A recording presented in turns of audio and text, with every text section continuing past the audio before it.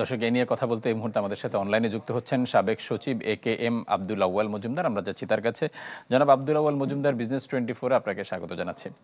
প্রতিবেদনে যেমনটি দেখছিলেন যে ডিসেম্বরে আসলে নতুন বেতন কাঠামো হচ্ছে। এখন প্রশ্ন হচ্ছে, বর্তমান অর্থনৈতিক বাস্তবতা এই প্রস্তাবটা কতটা গুরুত্ব পাওয়া উচিত বলে আপনি মনে করেন? আচ্ছা, তো আমি আপনার 100% পেনশন নিয়েছি। কাজে এই বেতন স্কেলে আমার কোনো মানে লাভ লোকসান নাই। তো আমি আমার নৈতিক অবস্থান থেকে বলছি যে আগের দেশের অর্থনৈতিক অবস্থা মন্দা, নানা রকম সমস্যা আছে, সেটা আমি আপনার সাথে 100% একমত। কিন্তু এর আগে আপনার বেতন বেতন বাড়ানো হয়েছে বা বেতন কমিশন হয়েছে 2015-তে। তো এর মধ্যে 10 বছর অতিবাহিত হয়ে গেছে, বাজার দর অনেক বেড়েছে এবং সরকারি কর্মচারীরা আর্থিক সংশ্লেষের সাথে জড়িত। তাদের লোভ লালসা কাজ করার, তারা মানে বেসামাল হয়ে যাওয়ার একটা আশঙ্কা থাকে বেশি অভাবে থাকলে। তো এইসব বিবেচনায় আমি মনে করি এই আর্থিক সংকটের মধ্যেও বেতন কমিশন করাটা বা বেতন বাড়ানোর সিদ্ধান্তটা সঠিক। এখন প্রশ্ন হচ্ছে, সরকারি কর্মকর্তা কর্মচারী প্রায় 14 লাখ সরকারিভাবে বেতন ভাতা ভোগ করছেন। তার বাইরেও বিপুল একটা জনগোষ্ঠী রয়ে গেছে বেসরকারি চাকরিজীবী এবং প্রাতিষ্ঠানিক চাকরির বাইরেও যারা অর্থ উপার্জন করে থাকেন।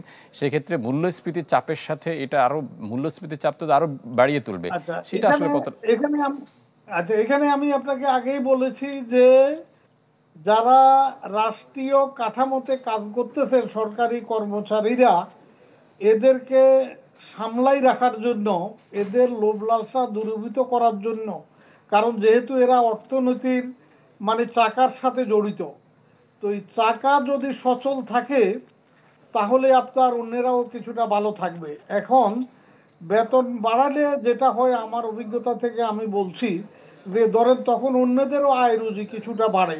যেমন ধরেন রিক্সা ভাড়া বলেন, গাড়ি ভাড়া বলেন, এগুলা কিছুটা বাড়ে। আচ্ছা, এতে কাজেই আপনার অন্যেরাও ইনডাইরেক্টলি বেনিফিটেড হবে। আর বেসরকারি যারা চাকরিজীবী, তখন তাদের বেতনও বাড়বে স্বাভাবিক কারণেই, তারা দাবি উত্থাপনের সুযোগ হবে।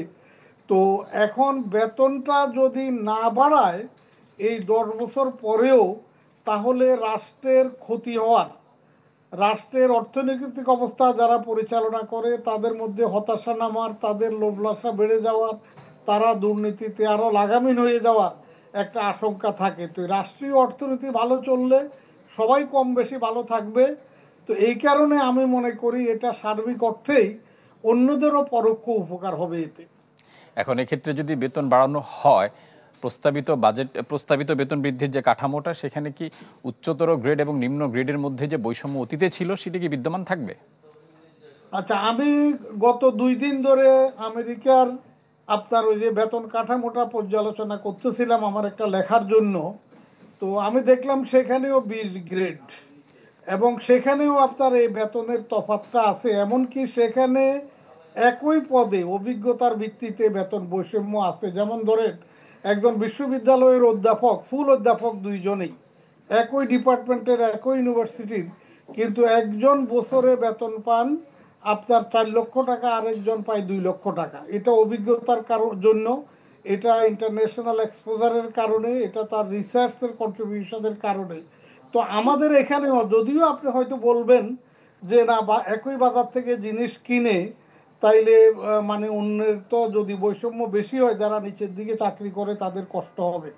কিন্তু আপনি মেধাকে ধরে রাখার জন্য, আপনি মেধা দক্ষতাকে উৎসাহিত করার জন্য, আপনি যারা উচ্চ পদে কাজ করে এদেরকে দুর্নীতি থেকে, লোভ লালসা থেকে দূরে রাখার জন্য এই বৈষম্য থাকবে এবং এটা পৃথিবীর সব জায়গায় আছে। আমি 3-4 দিনের মধ্যে কাজ শেষ করব আমেরিকার উপরে, আমি আপনাকে আমার লেখাটা পাঠাবো, সেখানে আপনি দেখবেন যে বৈষম্যটা আমাদের থেকে কোনো অংশে কম না, বরং কোনো কোনো ক্ষেত্রে বেশি। জনাব আব্দুল আউয়াল মজুমদার, আমরা আরেকটি বিষয় জানতে চাই, সেটি হচ্ছে কৃচ্ছ সাধন নীতির আওতায় দেখা যাচ্ছে যে গাড়ি কেনা, ভবন নির্মাণ এবং বিদেশ ভ্রমণে একটা নিষেধাজ্ঞা রয়েছে, কিন্তু সেটি কোনোভাবেই থামানো যাচ্ছে না। সেটা কেন হচ্ছে এরকম?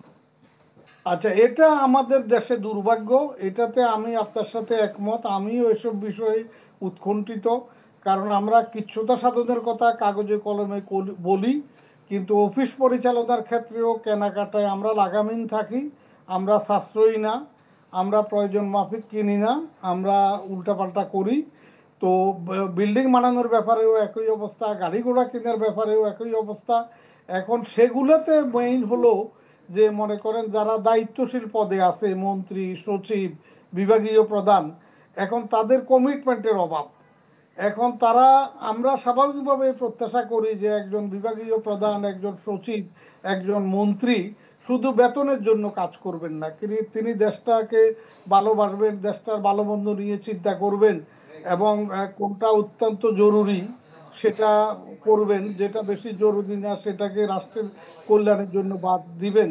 কিন্তু আমাদের এই বোধটা, এই নৈতিক দায়টা নাই, এই কারণে আপনার এটা লাগে। জনাব আব্দুল আউয়াল মজুমদার, আপনাকে অসংখ্য ধন্যবাদ বিজনেস 24-এ সময় দেওয়ার জন্য।